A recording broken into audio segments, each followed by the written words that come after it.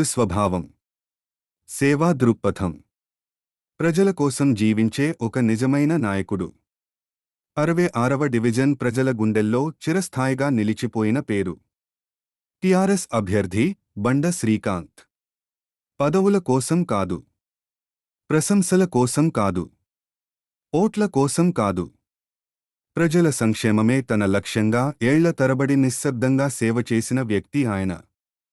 చిన్న పెద్ద తేడా లేకుండా, ధనిక పేద తేడా లేకుండా, కులం మతం వర్గం అన్న భేదాలు లేకుండా అందరూ మావారే అని ఒక్కతాటిపై ప్రజలను చూసే గొప్ప హృదయం ఆయనది.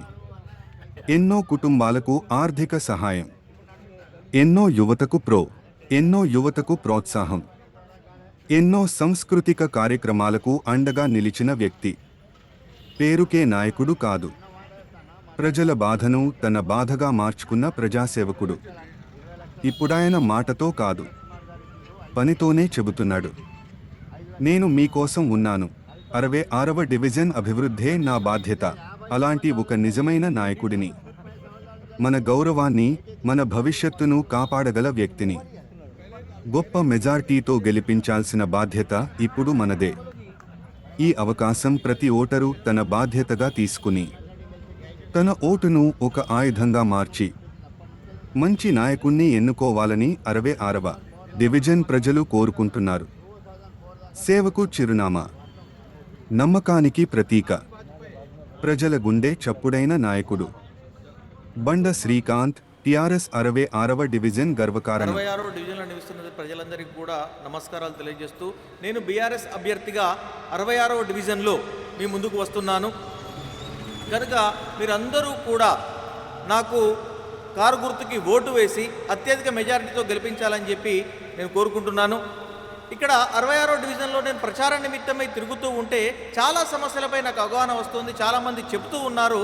వాటిపైన నేను ప్రత్యేకమైనటువంటి శ్రద్ధ చూపిస్తూ, ముఖ్యంగా చూసుకున్నట్టయితే చెత్త సేకరణ మరియు ట్యాప్ విషయంలో కూడా ట్యాప్ సమయసారిని కరెక్ట్గా లేకపోవడము, ఇంకొకటి స్మార్ట్ సిటీ పనులలో కొన్ని వైర్లు బయటకు వచ్చాయట, అవి హై టెన్షన్ వైర్లు ఉన్నాయని తెలిసింది. వాటిని కూడా త్వరలోనే తీసేపిస్తాను. ఇంకొకటి నిన్న చూసుకున్నట్టయితే నిన్న ప్రొద్దున టవర్ సర్కిల్లో ఎక్కడి నుంచో మురికి నీరు వచ్చిందట. పాపం లిఫ్ట్ మొత్తం కూడా మురికి నీరుతో నిండిపోయిందని చెప్పి ప్రజలు చెబుతూ ఉన్నారు. ఇంకా ముఖ్యంగా చెప్పినట్టయితే పండుగ సమయాలలో ఇక్కడ ట్రాఫిక్ సమస్య వచ్చింది, పార్కింగ్ ప్లేస్ కూడా లేదు. ఆ పార్కింగ్ ప్లేస్ విషయంలో కూడా నేను కమలాకరణతో మాట్లాడి ఆ సమస్యను కూడా పరిష్కరిస్తాను.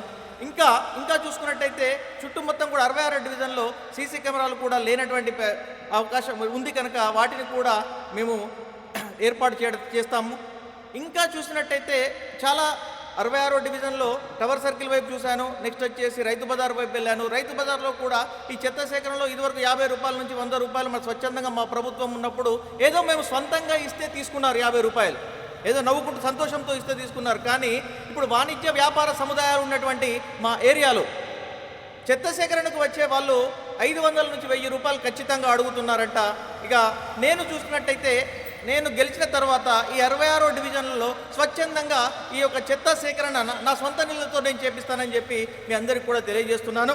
ఇంకా 66వ డివిజన్లో ముందు తిరుగుతూ ఉంటే ఇంకా ఏమైనా సమస్యలు ఉన్నా కానీ నేను చాలా చక్కగా ప్రతి ఒక్కటి కూడా నోట్ చేసుకుంటున్నాను. వాటిపైన అన్నిటిపైన పోరాడి ఖచ్చితంగా 66వ డివిజన్ను అభివృద్ధి చెందిస్తాను. మిగతా 65 డివిజన్లకు ఆదర్శపాయంగా మా 66వ డివిజన్ని తీర్చిదిద్దుతానని చెప్పి మీ అందరికీ సవినయంగా కోరుకుంటూ, కారు గుర్తుకు ఓటు వేసి నన్ను అత్యధిక మెజారిటీతో గెలిపించాలని చెప్పి ప్రజలందరికీ ధన్యవాదాలు చేస్తున్నాను. జై టీఆర్ఎస్, జై కమలాకర్ అన్న. నా పేరు బండ శ్రీకాంత్, 66వ డివిజన్ కార్పొరేటర్ అభ్యర్థిని, బీఆర్ఎస్ పార్టీ. కారు గుర్తుకే మీ ఓటు. ధన్యవాదాలు. अस्सलाम वालेकुम मेरे भाइयों और बहनों, आपके सामने 66 डिवीज़न से बीआरएस पार्टी के साथ आपके सामने आ गया हूं। बीआरएस की पार्टी की तरफ से, ये पार्टी के तरफ से मैं सब डिवीज़न फिर रहा हूं ये प्रचार के लिए। जब मुझे मालूम हुआ कि बहुत समस्या है ये डिवीज़न में, वो समस्या मैं एक बुक में लिख ले रहा हूं। मैं जीतने के बाद ये नल के टाइम में भी सुबह 4 बजे आ रहा है। मैं वो समय सारणी क्या है, वो समय टाइम टेबल पूरा चेंज कराऊंगा। और कचरे के बारे में भी बहुत लोग बोल रहे हैं, वो कचरे के बारे में भी मैं सोच रहा हूँ। 66 डिवीज़न पूरा मैं खुद रिक्शे लगा लेके सब मेरे पैसों से ही 66 डिवीज़न में कचरे की गाड़ियाँ लगा के मैं वर्करों को रख के पूरा फिरूंगा।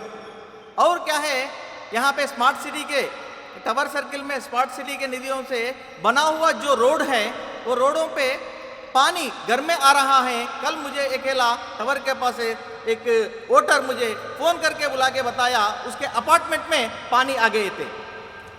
तो मैं देखकर बहरहाल वो कहाँ से आया, उनको कुछ नहीं मालूम हुआ। वैसा प्लानिंग से वो आगे चल रहे हैं। वो पूरा मैं आने के बाद, मैं जीतने के बाद वो टावर सर्किल में जो पानी आ रहा है वो पानी नया नहीं जैसा मैं सबसे ऑफिसरों से बात करके वो समस्या मैं दूर करूंगा। और एक बात क्या है, थोड़ा ट्रैफिक की समस्या है। जब ईद होते हैं, मुसलमान की हो दो या हिंदू की हो दो, किसी का भी ईद आता है, वो ईदों में ट्रैफिक की बहुत समस्या हो रही है। जब पार्किंग प्लेस के लिए भी, पार्किंग प्लेस बनाने के लिए भी मैं ऑफिसरों से और हमारे कमरागर अन्ना से बात करके वहाँ ट्रैफिक की समस्या भी दूर करने की कोशिश करूँगा। इंशाल्लाह आप सब लोग मिलके मुझे कार पार्टी बीआरएस को वोट देके कार पार्टी को जिताना है और टीआरएस को जिताना है और कमलाकर अन्ना को जिताना है। जय केसीआर, जय केटीआर, जय तेलंगाना।